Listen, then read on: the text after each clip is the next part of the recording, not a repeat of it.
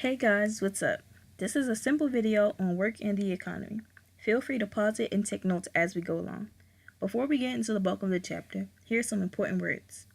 Automation. Work is being replaced by technology. Bartering. A process where people exchange one form of resources for another.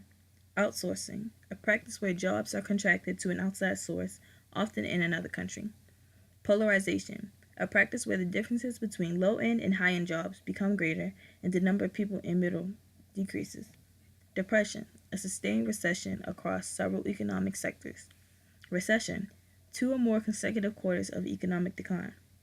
Now, starting with the beginning of the chapter. Economy defined is a social institution through which a society's resources are managed. The agricultural revolution led to the development of the first economies that were based on trading goods. Mechanization of the manufacturing process led to the Industrial Revolution and created two major competing economic systems. The first economic system is capitalism. Capitalism refers to when private owners invest their capital in others to produce goods and services so they can sell in an open market. The prices and wages are set by supply and demand and competition. The United States, China, and Vietnam are some examples of actual capitalist societies today. The second economic system is socialism. Socialism is when the means of production is commonly owned and the economy is controlled centrally by the government. Several countries thrive on a mix of both systems. Some examples of socialist societies are Cuba and North Korea. The convergence theory explains the relationship between a country's level of development and changes in its economic structure. Second part. Globalization refers to the process of integrating governments, cultures, and financial markets through international trade into a single world market. As with any topic, there are pros and cons to globalization.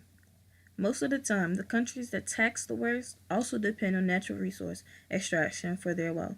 Some sociologists fear globalization gives multinational corporations too much power and that they influence political decisions.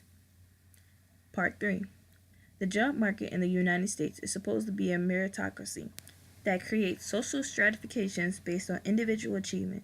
A meritocracy is a bureaucracy where membership and advancement is based on merit, proven and documented skills. Outsourcing, automation, and other economic forces are dividing the workplace, with most job opportunities being either low-level, low-paying manual jobs or high-level, high-paying jobs based on abstract skills. Although women have not yet achieved full equality, women's role in the workforce has increased. Immigrants also play a large role in the U.S. labor market. Unfortunately, the changing economy has forced more people into poverty even if they are working, but welfare, Social Security, and other social programs exist to help people from the worst effects of poverty. The famous movie Pursuit of Happiness, starring Will Smith, displays the true struggles of work in the United States as a man attempts to provide for his family despite economic forces. Chris Gardner invested his whole life savings into portable bone density scanners, thinking he could sell them quickly, but between time, decrease in demand, and growth in his family needs, he quickly finds himself poor and struggling to make it to the next day. Here's some more important vocabulary for this chapter. Convergence theory, a sociological theory that explains how and why societies move towards similarity over time as their economies develop. Global assembly lines, a practice where products are assembled over the course of several international transactions. Mechanical solidarity, a form of social cohesion that comes from sharing similar work, education, and religion. It is usually found in simpler societies.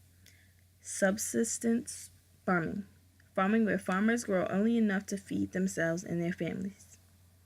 Well, we've reached the end of the video, but we'll leave you with some questions to answer on your own. What benefits and dangers do you think globalization provides?